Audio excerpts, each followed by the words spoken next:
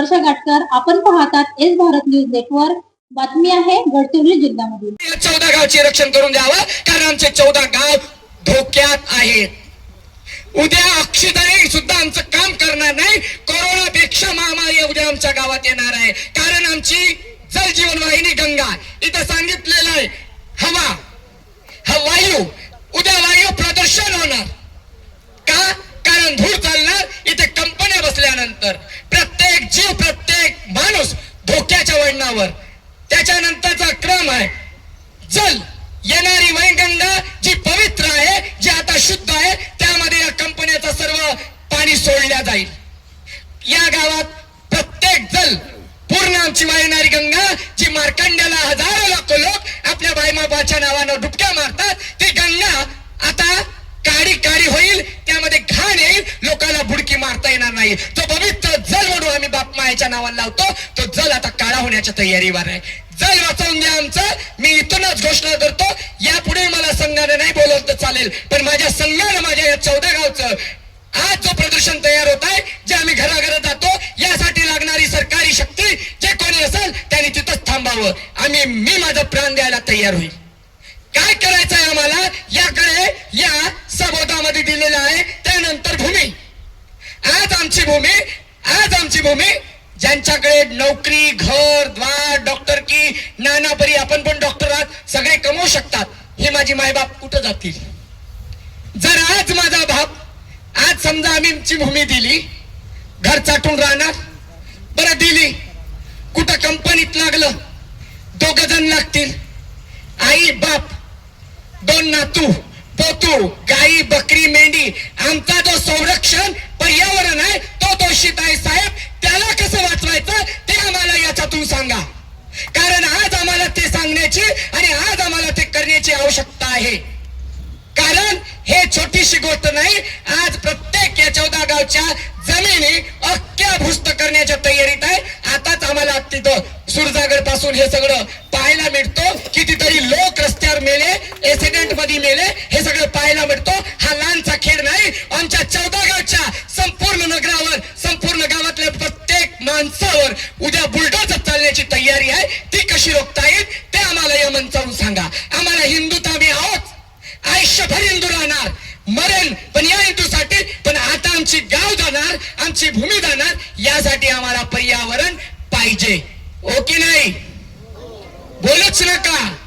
जो भुकला तोच भुकला, गळ्यात त्यातच बसला आणि फक्त खऱ्या मध्ये धसला. बस आता तुम्ही खरे खाल. अरे जी भूमी यामध्ये याच्यात सांगितलेलं आहे परिस्थिती, या सगळ्याला तंत्र म्हणजे कुठल्याही मशिनरी आपल्या आजूबाजूला बसू नये, याच्यासाठी रक्षण करा. समरस्ते सांगितलेलं आहे. सर सांगितलंय ना, पर्यावरण मध्ये या एवढ्या गोष्टी आलेल्या आहेत आणि ती आपण नष्ट होऊ द्यायची नाही, त्याचा बचाव करा, असं आम्हाला या पंचपरिवर्तन मध्ये या संघाच्या माध्यमातून मी 20 गावात हा भाषण ऐकलेला आहे. 20 गावात इथं कुणी संघाचा व्यक्ती उभा व्हावं आणि म्हणावं महाराज तुम्ही खोटं बोलताय, तुमच्या 2 चपला खायला तयार आहो. पण मला माझे या 14 गावसाठी 14च नाही तर इथून अनेक गावांचं रक्षण व्हावं. आमच्या जमिनी आम्हाला द्यायचे नाही, याचा बजावनामा सगळ्यांना करावं. म्हणून सांगतोय असं, अरे चालणीसारखं राहू नका. ठोकळ ठोकळ वर राहते, बारीक बारीक धसून जाते, त्याच्यापेक्षा बारीक पहिले पडते, मग दुसरे पडते आणि वरत मोठा दाना लटकते. याचा अर्थ तुम्हाला सांगतो, काही लोक यामध्ये आपल्याला बारक्यांना लावून मोठे लोक मोठाच काम करतात, म्हणून सावधान. हा जर तुम्हाला सगळ्यांना मिशन खेळायचं आहे, या गोष्टीसाठी लढाई करायची आहे, तर लक्षात ठेवा एकत्रता आवश्यक, आवर्जून गरजेची आहे. एक एक स्त्री, एक एक पुरुष, एक एक युवक, एक एक युवती आपल्या हातात आपली स्वतंत्रता मशाल घ्यायची. ती मशाल म्हणजे एकत्राची, ती मशाल म्हणजे आपल्या या जमिनीला रक्षण करण्याची, आपल्या स्वतंत्रताला स्वतंत्र थांबवण्याची. आता शिवबा येणार नाही, आता सुभाषचंद्र बोस किंवा इतर कुणी येणार नाहीत. आता तुम्हाला ते बनण्याची गरज आहे.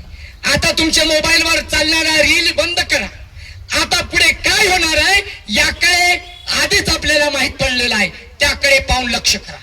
जर तुमच्या सर्वांना यामध्ये आनंद येत असेल तर आम्हाला काही करायचं नाही. पण मी मार्कंडेश्वराच्या कार्यात असताना मी आपल्या सर्व गावकऱ्यांना एक वचन बघतो की आपल्यावर जेव्हा कुठला संकट येईल त्यावेळी मी स्वतः आपल्या सोबत उभा राहीन. आणि मी उद्या येणाऱ्या मी संत आहे, तुम्हाला लक्षात आहे.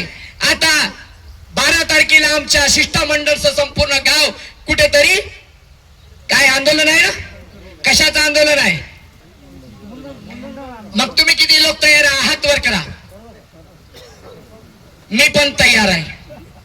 हो, तुमच्या 14 गावांसाठी येत्या 12 तारखेला मी आतापर्यंत त्या काळात कधी लागली असेल काहीची, पण मी माझ्या गावांची भूमिहीन होणार आहे. याकरता माझ्या सर्व गावकऱ्यासह मी पण माझ्या डोक्याला वस्त्र लावायला तयार आहे. मी आपल्या सवे वचनबद्ध आहे. मी 12 तारखेला आपल्या सवे येईन. मी माझ्या स्वखर्चाने येईन आणि तिथे मी माझ्या आई सुद्धा, कारण तुम्ही फक्त जमिनीसाठी होता, मी येणारा कानून आणि त्या सरकार म्हणा अथवा त्या कंपनीच्या नावाने माझे मुंडन करणार आहे. लागलं माझ्याकडनं काय करणार? आणि यातूनही जर हा सरकार किंवा ही कंपनी मानली नाही तर तुमच्या सर्वांसमोर आमरण उपोषणाची घोषणा करतोय. कुठेही बोलवा आणि केव्हाही बोलवा, अख्ख्या गावांसाठी, या जमिनीला वाचवण्यासाठी. कारण आज आमचं जल जीवन वाचलं नाही, उद्या मार्कंडेश्वराची भूमी कशी राहील? उद्या काय जगणार ही माझी म्हातारी? उद्या माझा म्हातारा लवकर मरेल, 4 दिवसाचे आयुष्य संपून जाईल. म्हणून जागे व्हा, खटपटीने जागे व्हा, ताटाने नका. आणि मी तर म्हणतो एक युवा, एक स्त्रीने सुद्धा या कार्यात उपस्थित राहावं आणि जो समोर चाललेला शिष्टमंडळ आहे त्याच्या पाठीशी लावून पूर्णपणे आपलं योगदान करावं.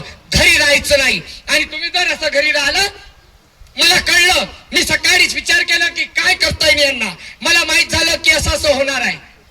अरे माझे केस आज जरी काढलो ना भाऊ, उद्या येऊन जाईन. पण एकदा तुमची भूमी गेली तर कधीच येणार का? मग कशाला लाज? प्रत्येक जवानाने वस्त्र लावायचा. जे शिष्टमंडळ आणि ज्यांनी या कार्यासाठी आपली बलबुती उचलली आहे त्यांच्या मसिलाला साथ द्यायचा. तो जात पात किंवा कुठल्याही प्रकारचा भेदभाव ठेवायचा नाही. आता आपण काय करणार आहोत याकडे पुढकी वाट सुरू ठेवायची. जर तुम्हाला तुमची जमीन पाहिजे, माझी जमीन नाही आहे, पण तुम्हाला दिलेला शब्द आणि याला एक माझ्यासारख्या संताचा ऐकून घ्यावा, माझ्या संघाने ऐकून घ्यावा, देव देवता सर्वांनी, की जेव्हा बुद्धाने आपलं राजपाट सोडू शकतो, सर्व शरीर त्याग करून व भगवं वस्त्र धारून जेव्हा भिक्षुकाचं रूप घेऊन आपल्या धर्मासाठी त्याग करू शकतो, तर माझे केस कोणते आहे तुमच्यासाठी? म्हणून मी हा एक आपल्या सर्वांना माझ्यातर्फे सुहानी असं समजू नका, दुःखाने मी या कंपनीच्या विरोधात माझ्याकडनं माझ्या डोक्याची केस द्यायला तयार झालो आहे. आणि ते देणार 12 तारखेला आहे ना उमेश? उमेश तयार आहे का नाही? तू देईन, पक्का देईन, काय होणार नाही हो. आणि माझा असा आपल्या सर्वांना विश्वासात घेऊन सांगतो की सर्वांनी आपली आयुष्याची ज्योत विझू द्यायची नाही, म्हणजे भूमिहीन होऊ द्यायची नाही, आपली भूमी संपू द्यायची नाही, आपली भूमी जाऊ द्यायची नाही. तुम्हाला एक सांगताय, हरणघाट मधून लाईनचे खंबे जाऊ लागला. अशाच नवनवीन घडामोडी पाहण्यासाठी आमच्या YouTube चॅनलला लाईक करा, शेअर करा आणि सबस्क्राईब करा. जोहार.